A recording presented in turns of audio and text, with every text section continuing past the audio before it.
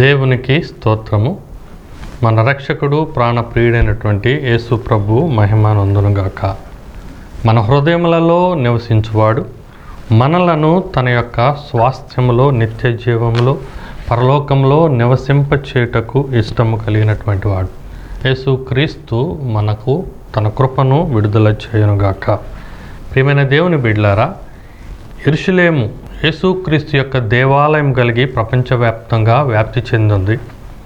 అయితే విశ్వాసిగా మనమందరము గ్రహించవలసినది ఏమిటి అంటే, ఆయన భూమి మీద మన హృదయములలో నివసించువాడు. ఆయన మనతో పాటు ఉండుటకు వచ్చినటువంటి ఇమ్మానుయేలు దేవుడు. ఆయన మనతో పాటు మన హృదయములలో, మన యొక్క సంఘములో ఎక్కడ 2, 3, 4 కూడి ఉంటారో వారి మధ్యను ఉండుతూ, అలానే విశ్వాసులందరినీ ఆయన తన యొక్క పరలోకములో నివసింప చేయటానికి ఇష్టము కలిగినటువంటి వాడు. ప్రియమైన దేవుని బిడ్డలారా, యేసుక్రీస్తు హెర్మోను సంఘం పక్షముగా ఈ యొక్క సువార్త మీకు ప్రకటించబడుతూ ఉన్నది. విజయవాడ కృష్ణలంకలో ఉన్నటువంటి పరిశుద్ధ అగ్నిరథం అనేటువంటి సంఘములోను, అలానే కుంచనపల్లి మదర్ తెరీసా కాలనీలో ఉన్నటువంటి పరిశుద్ధాత్మ సన్నిధి అనేటువంటి మందిరంలోనూ క్రమముగా దేవుని యొక్క ఆరాధనలు, రాజ్య సువార్త కార్యక్రమములు జరుగుతున్నవి. ఈ యొక్క టీవీ సందేశాలను మీరు జీసస్ ట్రస్ట్ అనే స్క్రీన్ మీద చూపించేటువంటి లోగోతో ఉన్నటువంటి ఆ యొక్క ప్రకటన సమాచారం బట్టి మీరు యూట్యూబ్లో నిరంతరము గతంలో వచ్చినటువంటి వాటిని, వర్తమానంలో వస్తున్న వాటిని మీరు క్రమంగా చూచి ఆశీర్వాదము నొందండి. దేవుని లేఖనాలను మనము చూద్దాం. యెషయా గ్రంథము 54వ అధ్యాయము 2వ వచనంలో ఈ రీతిగా రాయబడి ఉంటుంది: నీ గుడారపు స్థలమును విశాలపరచుము, నీ నివాస స్థలముల లెక్కలు నిరాకటంగా సాగనిమ్ము, నీ యొక్క త్రాళ్లను పొడుగు చేయుము అని ఉంటాయి. దేవుడు మనకు ఇచ్చినటువంటి లోకములో నివాసించటానికి ఇచ్చినటువంటి మన నివాస స్థలము, మన గుడారము, దానిని విశాలపరచమంటున్నాడు. దాని సరిహద్దులను నీవు నలుదిక్కులా విశాలపరచు అంటున్నాడు. నీ నివాస స్థలమునకు ఉన్నటువంటి తెరలను నిరాటంకముగా నీవు సాగనివ్వు. నువ్వు దానికి ఉత్తరము, పడమర, తూర్పు, దక్షిణం నలుదిక్కుల నీవు తెరలు కట్టి ఉన్నావు కదా, ఆ తెరల వరకే నీవు పరిమితం అవ్వద్దు. దానిని నీవు ఇంకా విశాలపరచు, నీవు నలుదిక్కులా విస్తరించు అంటూ ఆ విస్తరింపునకు ఆధారమైనటువంటి నీ త్రాళ్లను పొడుగు చేయము అంటున్నారు. దేవుడు ఈ సంవత్సరంలో నీకు, నీ కుటుంబానికి, నీ గృహానికి, నీ నివాస స్థలానికి ఆయన ఆశీర్వాదాన్ని విడుదల చేస్తున్నటువంటి మాటను మనం చూస్తూ ఉన్నాం. నీకున్నటువంటి పరిమితమైనటువంటి స్వాస్థ్యాన్ని ఆయన ఇంకా విశాలపరచటానికి ఇష్టమై ఉన్నాడు. ఈ యొక్క విశ్వమంతయు ఆయన హస్తకృత్యములే. దీనికి ఏ దిక్కు కూడా అంతము లేదు. తూర్పైన, పడమరైన, ఉత్తరమైన, దక్షిణమైన, ఇది సమస్తము ఇన్ఫినిటీ అంటాం. అపరిమితముగా అది విస్తరించినటువంటిది. దానిలో మనం ఒక చిన్న చుక్కలాగా ఉన్నాం. అలాంటి దానిలో నీకు ఇవ్వబడినటువంటి ఇప్పటి వరకు నీవు పరిమితంగా ఉన్నాను అనుకున్నావు చూసారా, ఆ స్వాస్థ్యాన్ని దేవుడు ఇప్పుడు ఏం చెప్తున్నాడంటే, నిన్ను విశాలపరచటానికి ఇష్టం కలిగి ఉన్నాడు. నిన్ను ఆశీర్వదించటానికి, దీవించటానికి, నిన్ను విస్తరింప చేయటానికి ఆయన ఇష్టము కలిగి నీ నివాస స్థలాన్ని విస్తరించు, నీ యొక్క తెరలను నీవు ఇంకా సాగనింపు, నీ త్రాళ్లను ఇంకా పొడుగు చేయి అంటూ ఉన్నాడు. దేవుని బిడ్డలారా, ఈ గుడారము అనే దానికి ఎక్కడ నుండి దీనికి ప్రారంభమైనది, వ్యవస్థాపన జరిగినది అని కనుక చూస్తే దేవుని లేఖనాలే చరిత్రను చక్కగా చెప్తూ ఉన్నవి. ఆదికాండము 4వ అధ్యాయము 20వ వచనంలో దేవుని యొక్క కృపావరాన్ని బట్టి మనుషుని యొక్క సంతానము పెరుగుతూ ఉన్నప్పుడు లెమెకు, ఆదా అనేటువంటి భార్యాభర్తలు వారికి ఒక కుమారుడు కలిగాడు, యాబాలు అని మీకు అక్కడ రాయబడి ఉంటుంది, ఆ తరం యొక్క వృక్షము. ఆ లెమెకు ఆదా అనే వారి యొక్క కుమారుడైన యాబాలు ఉన్నాడు. అతడు పశువులను గలవాడిగా ఆస్తిపరుడుగా ఉన్నాడు. యాబాలు అనేటువంటి ఆయన మొట్టమొదటిసారిగా గుడారం వేసుకొని నివసించాడు. అక్కడ రాయబడినటువంటి మాట, అతడు పశువుల కాపరి గలవాడై గుడారములలో నివసించు వారికి మూల పురుషుడు. గుడారములో నివసించు వారికి మూల పురుషుడుగా యాబాలు ఉన్నాడు. అతడు ఆస్తిపరుడే, కానీ అతడు ఉండటానికి అప్పటి వరకు స్థిర నివాసం లేదు, సౌఖ్యమైనటువంటి ఆవాసం లేదు. దీనికన్నా ముందున్నటువంటి వాళ్ళు రాళ్ళు రప్పల కింద, గృహాల్లోనో, చెట్ల కిందో, పుట్టల కిందో వారు తాత్కాలికమైనటువంటి జీవనము జీవించి ఉండవచ్చు. మొదటిసారిగా దేవుని యొక్క అనుగ్రహాన్ని బట్టి ఒక నివాసము పొందదగినటువంటి వాడిగా ఈ యాబాలును మనము చూస్తాం. ఇతడు గుడారంలో నివసించే వారికి మూల పురుషుడైనటువంటి వాడిగా ఉన్నాడు. అంత మాత్రమే కాకుండా దేవుని బిడ్డలుగా చెప్పబడినటువంటి అనేక మందికి విశ్వాసులకు తండ్రి అయినటువంటి అబ్రహాము కానివ్వండి, అతనికి కుమారుడైనటువంటి ఇస్సాకు కానివ్వండి, ఇస్సాకు కుమారుడైనటువంటి యాకోబు కానివ్వండి, మనం ఇంక ఎవరిని చూసుకుంటా వచ్చినా దేవునికి ఇష్టలైనటువంటి వారు, విశ్వాసపు వీరులు, ముందు వరుసలో ఉండేటువంటి వారిలో ఎవరిని చూసినా వారందరూ కూడా గుడారాల్లో ఉన్నట్లుగా లేఖనాలు చెప్తూ ఉన్నవి. హెబ్రీ పత్రిక 11వ అధ్యాయము 9వ వచనంలో ఈ మాటలో వ్రాయబడి ఉంటుంది. విశ్వాసమును బట్టి అతడు అనగా అబ్రహాం అనే అతనితో పాటు వాగ్దానమునకు సమవారసులయ్యారు. అబ్రహాముకు ఎంత వాగ్దానము దేవుడిచ్చాడో ఆ స్థాయిలో వాగ్దానము పొందినటువంటి ఆయన కుమారుడైనటువంటి ఇస్సాకు కానివ్వండి, ఇస్సాకు కుమారుడైనటువంటి యాకోబు కానివ్వండి అని వారందరూ కూడా గుడారములలో నివసించేవారుగా వీళ్ళు ప్రత్యేకంగా చెప్పబడ్డారు. ఇక్కడ ఒక చిన్న వివరణ చూడండి. నివసించుతున్నటువంటి వారంట అన్య దేశములలో ఉన్నట్లుగా, తమ దేశము కాదు, ఇది తమకు సంబంధించినది కాదు, ఇది అన్య దేశము అన్నట్లుగా వాళ్ళు వాగ్దత్వ దేశములో కూడా పరవాసులుగా ఉన్నారట. పాలు తేనెలు ప్రవహించేటువంటి శ్రేష్టమైన భూమి మీద వాళ్ళు ఉన్నారు. సమస్తము దేవుడు చేతులు చాచకుండానే అనుగ్రహించే స్థితిలో ఉన్నారు. అయినప్పటికీ వారు అనుకుంటున్నారు, ఇది మాకు స్వాస్థ్యమైన నేల కాదు, ఇది మా జన్మభూమి కాదు, ఇది మా ముగింపు స్థలము కూడా కాదనుకున్నారు. ఇది కేవలము అన్య దేశము, ఇది కేవలము పరాయి దేశము, ఇది కేవలము మేము పరదేశులుగా ఉన్నటువంటి ప్రాంతము అన్నట్లుగా వాళ్ళు తాత్కాలికముగానే ఆ గుడారాలలో ఉన్నారు. నిజమే ప్రియమైన దేవుని బిడ్డలారా, ఈ భూమి మీద దేవుని కృప చేత గర్భఫలము ద్వారా మనము వచ్చిన ప్రతి ఒక్కరము కూడా ఈ భూమి మీద ఉన్నటువంటివి కూడా కేవలము అశాశ్వతమే, పరదేశపు స్థలాలే. మనం ఇక్కడ పరదేశులమే.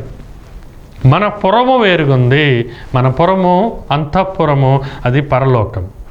అందుకనే వీళ్ళు విశ్వాసము కలిగిన వీరులు కాబట్టి, విశ్వాసులకు మూల పురుషుడైనటువంటి అబ్రహాము కాబట్టి, అబ్రహాము తర్వాత వంశంలో ఉన్నటువంటి ప్రధానమైనటువంటి దేవుడుని ఇష్టంపచేసినటువంటి భక్తులైనటువంటి వారు కాబట్టి, ఇస్సాకు కానీ యాకోబు కానీ వారు ఒక సృహలో ఉన్నారు, ఒక బుద్ధితో ఉన్నారు. ఇది కేవలము దేవుడు తమలను తాత్కాలికంగా సంతోషింపచేయటానికి ఇచ్చినది, మనలను శాశ్వతమైనటువంటి సమాధానంతో ఉంచే స్థితి ఇంకొకటి ఉంది అని వారు ఎరిగి అంత వాగ్దాన భూమిలో కూడా, ఆ వాగ్దత్వ భూమిలో కూడా వాళ్ళు పరవాసులుగా, పరదేశులుగా ఉన్నట్లుగా చెప్పబడినది.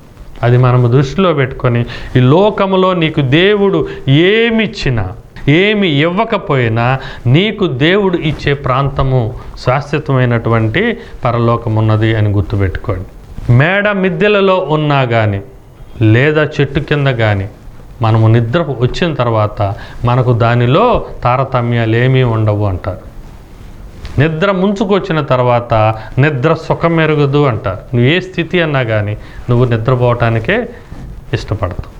అదే రీతిగా లోకములో ఉన్నటువంటి హెచ్చు తగ్గులను గురించి మనము ఏమాత్రము బేరీజు వేసుకోకుండా శాశ్వతమైనటువంటి మన అంతఃపురము పరలోకములో ఉన్నది అని గుర్తెరిగి మనము ఈ గుడారమును బట్టి కాకుండా ఆ గుడారాన్ని బట్టి మనము ఆలోచన చేయాలి అని చెప్తూ ఉన్నాను. ఒక లేఖనాలను చూద్దాం. హెబ్రీయులకు రాసినటువంటి పత్రిక 11వ అధ్యాయము 10వ వచనంలో ఒక మాట రాయబడి ఉన్నది. ఏలయనగా దేవుడు దేనికి శిల్పియును నిర్మాణకారకుడై పునాదులు గల ఆ పట్టణము కొరకు అబ్రహాము ఎదురు చూచుచుండెను. ఈ అబ్రహాము అనేటువంటి వారు ఇప్పుడున్నటువంటిది గుడారమైనప్పటికీ వాళ్ళు ఏమనుకున్నారో తెలుసా? దేవుడు శిల్పి అయి ఉన్నటువంటిది, దేవుడు నిర్మాణము కలిగినటువంటిది, దేవుని చేత నిర్మించబడినటువంటి శాశ్వత పునాదులు కలిగినటువంటి ఆ పట్టణము కొరకు వారు ఎదురు చూచుచూ ఉండెను. ప్రియమైన బిడ్డలారా, మనమందరికీ ఒక ఆశ ఉంటుంది, సొంతింటి కళ. రియల్ ఎస్టేట్ వాళ్ళు చెప్తున్నటువంటి ఒక ప్రకటన ఏంటంటే ప్రతి ఒక్కరికి సొంతింటి కళ ఉంటుంది అంటారు. సొంత ఇంటి కళ ఈ ఇంటి కళ కాదు, అది పై ఇంటి కళ. ఆ ఇంటి కళ కొరకు మనము ప్రయాసపడాలి. ఇక్కడ అబ్రహాము ఏమైనా సమస్తం కలిగినప్పటికీ ఆయన వీటిని ఆయన మెండుగా ఎంచుకోకుండా ఆయన ఆపురము కొరకు ఎదురు చూసినట్లుగా మనం చూస్తూ ఉన్నాం. ప్రియమైన దేవుని బిడ్డలారా, 2వ కొరింథీయులకు రాసినటువంటి పత్రికలో 5వ అధ్యాయం 3వ వచనంలో చూస్తే ఈ మాట ఈ రీతిగా రాయబడి ఉంటుంది. గుడారములో నున్న మనము భారము మోసుకొనుచు మూలుగుచున్నాము. ఈ లోకములో మనకు ఏర్పరచుకున్నటువంటి మన ప్రయత్నం చేసినటువంటివి దేవుడి అనుగ్రహం పొందినటువంటి ఈ నివాసము, మనకిచ్చినటువంటి ఈ గుడారము, మన ఇల్లు, అది మనకు ఉన్నప్పటికీ, అది ఏ స్థాయిలో ఉన్నప్పటికీ, మేడలు కలిగి మిద్దెలు గడిగి సకల సౌకర్యాలు కలిగి భవనములాగా మెరిసిపోతూ అద్దాల మేడలాగా మెరిసిపోతూ ఉన్నప్పటికీ భారము మోసుకొని మూలుగుచున్నా. ఏమిటి ఈ భారము అంటే? పాప భారం, శ్రమల భారం, శోధన భారం, అశాంతి భారం, అనేకమైనటువంటి భారములు ఉండి కూడా చూపులకు రమ్యమైనటువంటి ఈ యొక్క గుడారంలో మనం ఉంటున్నావేమో. మీకు ఒక సామెత తెలుస్తుంది, ఎంత చెట్టుకు అంత గాలి అని. చాలా వాటికి దీన్ని అన్వయిస్తూ ఉంటారు. చెట్టు కింద కూర్చున్న వాడికైనా ఒకే రకపు సుఖము, అద్దాల మేడలో ఉన్నటువంటి వారికైనా ఒకే రకపు సుఖము, ఆత్మీయత సరిగా ఉంటే. ఆత్మీయత సరిగా లేనటువంటి వాడికి అద్దాల మేడలో ఉన్నా కానీ వాడిని కుంపటి మీద కూర్చున్న పెట్లుగా ఉంటుంది. చెట్టు కింద ఉన్నటువంటి వాడు ఆత్మీయంగా ఉన్నా కానీ అతడు బహుశ్రేష్టమైనటువంటి స్థితిలో ఉన్నట్లుంటుంది.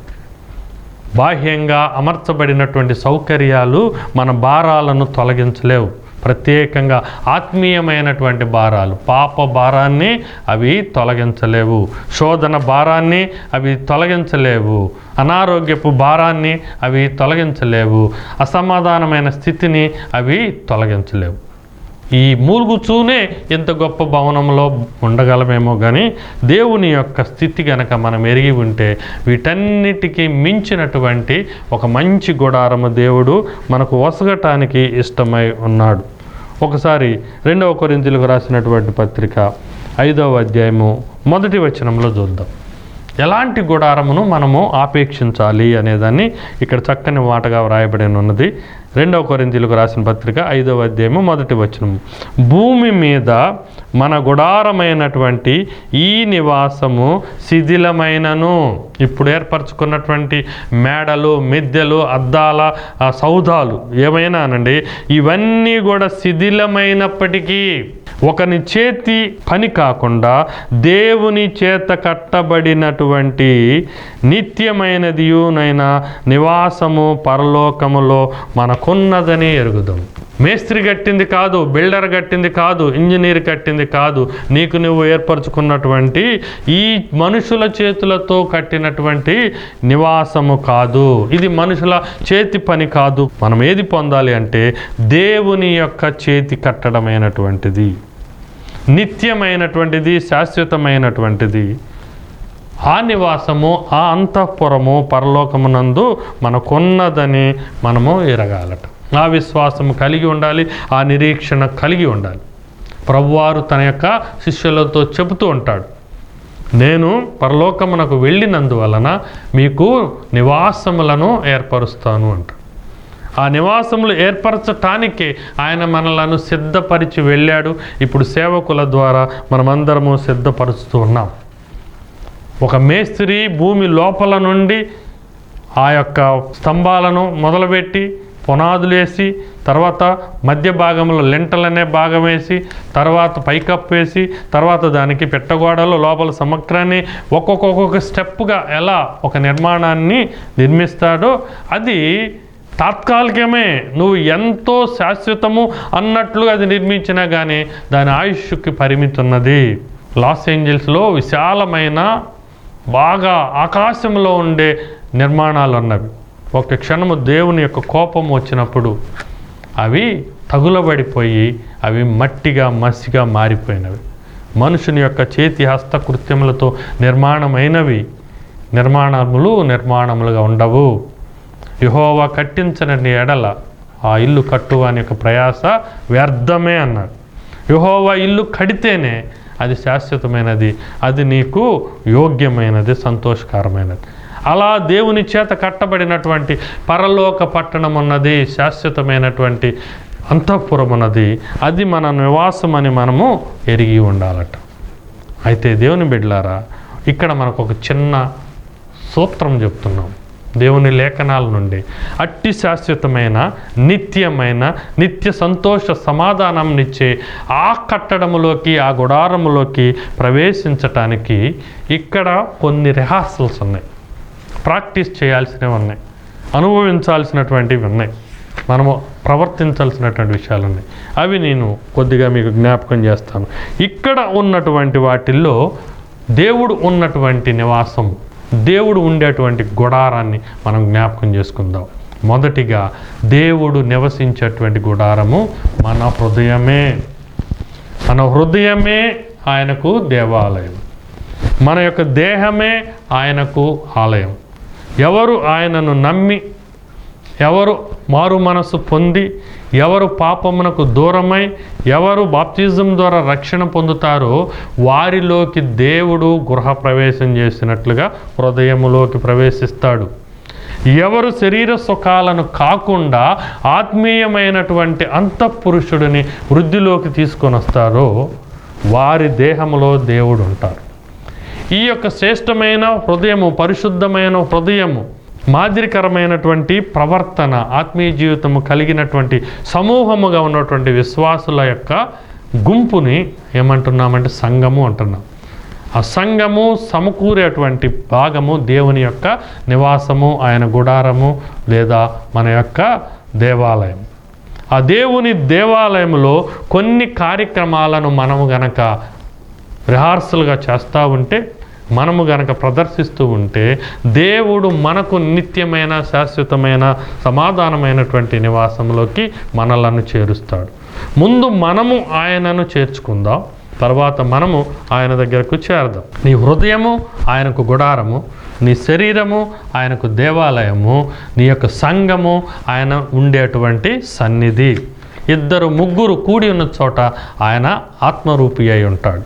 ఆ ప్రదేశంలో మనము చేయవలసినటువంటి కొన్ని మాటలను మనం జ్ఞాపకం చేసుకుందాం. మొదటి మాటగా కీర్తనల గ్రంథము 27వ అధ్యాయము 6వ వచనంలో భక్తుడు అంటున్నాడు, దేవునిని ఆయన గుడారంలో మనము చేయవలసిన కార్యక్రమము, ఆయన గుడారములలో నేను ఉత్సాహధ్వని చేయుచు బలులు అర్పించెదను. దేవుని యొక్క సన్నిధిలో, దేవాలయములో, సంఘములో, చర్చిలో, దైవజనుల యొక్క సమక్షములో భక్తులందరూ, విశ్వాసులందరూ శాశ్వతమైనటువంటి గుడారమును ఆశించేవారు, పరలోకపు స్వాస్థ్యము పొందగోరు వారు ఏం చేయాలంటే ఉత్సాహధ్వని చేస్తూ వెళ్ళాలి. ఉత్సాహధ్వని చేస్తూ బలులను అర్పించాలి. ఏమిటి ఆ బలి? విరిగి నలిగిన హృదయమే ఆయనకు ఇష్టమైనటువంటి బలి. నీ హృదయాలను నలగగొట్టుకో, నీ హృదయాన్ని దేవుని కొరకు అర్పించు, అది శ్రేష్టమైన బలి. ఉత్సాహధ్వని చేయొచ్చు. ఉత్సాహముగా ఇచ్చేవాడిని దేవుడు ఎంతో ప్రేమిస్తారు. నువ్వు ఏమి సమర్పిస్తున్నావో ఆ సమర్పణను ఉత్సాహంగా మనస్ఫూర్తిగా కనుక దేవుని యొక్క సన్నిధిలో పరిచర్య నిమిత్తమై నువ్వు కనుక సమర్పిస్తే ఆ బలిని బట్టి దేవుడు సంతోషపడతాడు. నీకు శాశ్వతమైనటువంటి గృహాన్ని ఆయన సిద్ధపరుస్తూ ఉంటాడు. తర్వాత రాయబడినట్టుది నేను పాడేదను అంటున్నాడు. దేవుని గురించి మనము ఉజ్జీవముగా పాడుతూ ఉంటాం. అంత మాత్రమే కాకుండా యెహోవాను గూర్చి నేను స్తుతిగానము చేసేదము. ఈ భూలోకములో మనము దేవుని యొక్క సన్నిధిని కలిగి ఉండి ఆయన దేవాలయములో సంఘము లోపల కొంతమంది సమూహముల మధ్య మనము ఆయనకు సమర్పణలు చేసి మన హృదయాన్ని బలిగా అర్పించి మనము పాటలు పాడుచు కీర్తనలు పాడుచు ఆయన గురించి ఉత్సాహధ్వని చేయాలి. ఎవరైతే దేవుని గురించి ఉత్సాహధ్వని స్తుతియాగములు అర్పించువాడు దేవునికి ఇష్టమైనటువంటి వాడు. తర్వాత ప్రియులైన దేవుని బిడ్డలారా, యెషయా గ్రంథము 26వ అధ్యాయము 15వ వచనములో రెండవ ఆత్మీయమైనటువంటి దేవుని గుడారంలో మనం చేయవలసిన పని. యెషయా గ్రంథము 26వ అధ్యాయము 15వ వచనములో ఉంటుంది. యెహోవా నీవు జనమును వృద్ధి చేసితివి, నీవు జనమును వృద్ధి చేసితివి, దేశం యొక్క సరిహద్దులను విశాలపరిచి నీవు మహిమపరుచుకొంటివి అంటున్నాడు. దేవుని యొక్క సన్నిధిలో మనం ఉన్నప్పుడు మన ఆత్మీయ స్థితి సరళముగా ఉన్నప్పుడు పైన చెప్పినట్లుగా సమర్పణలతోనూ బలులతోనూ పాటలతోనూ కీర్తనలతోనూ స్తుతిస్తూ ఉన్నప్పుడు దేవుడు మహిమ పొందుతాడు. ఆయన మన స్తుతుల మీద సింహాసనస్తుడై మహిమ పొందుతూ ఉంటూ ఆయన కృప వెంబడి కృప మన మీద కుమ్మరిస్తూ ఉంటాడు. ఆ కృప వెంబడి కృపను కుమ్మరించుట ద్వారా మనము వృద్ధి పొందుతూ ఉంటాం. మన సరిహద్దులు విశాలపరచబడుతూ ఉంటవి, మన జనాంగము విస్తరిస్తూ ఉంటారు, మనకు అండబలము ఏర్పడుతూ ఉంటుంది, మనము ఒక సమూహముగా ఏర్పడతాము. అది కుటుంబం విషయంలోనేమి, సంఘ విషయంలోనేంది, పరిచర్య విషయంలోనండి, నీ యొక్క వృత్తిలోనేండి, ఉద్యోగంలోనేయండి. నువ్వు యజమానివిగా ఉన్నటువంటి అప్పుడు నీ కింద అనేకమైనటువంటి పనివారును ఆయన వృద్ధిపరుస్తాడు. నీవు సేవకునిగా ఉన్నప్పుడు అనేక మంది విశ్వాసులను నీ సంఘ బిడ్డలుగా ఆయన వృత్తిపరుస్తారు. నీకు ఏకమైనటువంటి ఒక సంఘమే ఉన్నప్పుడు నీ ద్వారా పరిచర్య ఇంకా విస్తరించబడటానికి అనేక సంఘములుగా విస్తరించబడతాయి. నువ్వు ఏకాంగిగా ఉన్నప్పుడు ఆయన నీ యొక్క గర్భఫలాన్ని విడుదల చేసి అనేకమైన వారిని స్వాస్థ్యముగా వారసులుగా నీకు ఇస్తారు. ఆయన వృద్ధి చేయటం ఆయన యొక్క లక్షణము. అయితే ఆయనను స్తుతిస్తూ మహిమపరిచే వారిగా మనము దేవుని గుడారములో ప్రవర్తించవలసిన వారమై ఉన్నాం. మూడవ అంశం ఏమిటి? మొదటిగా మనం ఆయన స్తుతించాలి, రెండవదిగా ఆయనను మనము మహిమపరచాలి, మూడవదిగా మొదటి దినవృత్తాంతుల గ్రంథము 4వ అధ్యాయము 10వ వచనములో ఎబ్బేజు అనేటువంటి భక్తుడు చేస్తున్నటువంటి ప్రార్థన. ఆయన అంటున్నాడు, నీవు నన్ను నిశ్చయముగా ఆశీర్వదించి నా సరిహద్దులను విశాలపరచి నీ చేయి నాకు తోడుగా ఉండ దయచేసి నాకు కీడు రాకుండా దాని నుండి నన్ను తప్పించదవు అని ప్రార్థన చేస్తున్నాడు. దేవుని సన్నిధిలో, సంఘములో, మందిరంలో, సహవాసంలో, నీ గృహములో, నీ హృదయములో నిరంతరము చేయవలసినటువంటి మూడవ ఆత్మీయ లక్షణం ఏంటంటే ప్రార్థన చేయుట. ఏమి ప్రార్థన చేయాలి? దేవునికి విజ్ఞాపన చేయాలి. ఖచ్చితంగా ప్రభువా, యాకోబు వలె, ఎబ్బేజు వలె నువ్వు నన్ను ఆశీర్వదించనదే నిన్ను వదలను అన్నట్లుగా యాకోబు పోరాడినట్లుగా, ఎబ్బేజు మొరపెట్టుకున్నట్లుగా నీవు నన్ను నిశ్చయముగా ఆశీర్వదించాలి. నన్ను, నా సరిహద్దులను నువ్వు విశాలపరచాలి. నీ చెయ్యి నాకు తోడుగా దయచేయాలి. నాకు ఏ కీడు రాకుండా దాని నుండి నన్ను తప్పించుమని ప్రార్థన చేయగా అని ఉంటుంది. విశ్వాసముతో ప్రార్థిస్తున్నారు, దృఢంగా ప్రార్థిస్తున్నారు, దేవునిని మొరపెడుతూ ఉన్నారు, మొండిగా ప్రార్థన చేస్తారు, ఎడతెగక ప్రార్థన చేస్తున్నారని లెక్క చేయబడినటువంటి మాట. విసుకక ప్రార్థిస్తున్నారు, నెరవేర్పు పొందు వరకు ప్రార్థన చేయటం నేర్చుకోవాలి. ఇది మనము దేవుని యొక్క సన్నిధిలో గుడారంలో చేసేటువంటి మూడవ అంశం. 4వ మాట వ్రాయబడి ఉన్నది, ప్రత్యేకంగా చెప్తూ ఉన్నాను. యాకోబు పత్రిక 5వ అధ్యాయము 8వ వచనములు అంటున్నారు, ఒక సూచన చేస్తున్నాడు భక్తుడు. ప్రభువు రాక సమీపించుతున్నది కనుక మీరును ఓపిక కలిగి ఉండుడి, మీ హృదయములను స్థిరపరచుకొనుడి. దేవుని యొక్క గుడారం అనే మన హృదయాన్ని దేవుని రాకడ కొరకై మనము నిరీక్షణ కలిగి ఉండాలి, ఓపిక కలిగి ఉండాలి, సహనము కలిగి ఉండాలి, మనము స్థిరపరచుకోవాలి. ఈ గుడారము, మనము హృదయం అనే గుడారము, అది గాలికి కొట్టుకుపోయే తెరలులాగా ఉండకూడదు. తుఫానుల్లో పడిపోయే ఇసుక మీద కట్టిన ఇల్లులాగా ఉండకూడదు. బుద్ధిమంతుడు కట్టినటువంటి, రాతి మీద కట్టినటువంటి ఈ హృదయములో దేవుడు గనక ఉండటానికి వస్తాడు కాబట్టి దానిని మనము స్థిరపరచుకోవాలి. ప్రియమైన దేవుని బిడ్డలారా, నీ గుడారము విశాలపరచుకోవటానికి ఆయన తన గుడారములో చేయవలసినటువంటి కొన్ని పనులను తెలియజేస్తున్నాడు.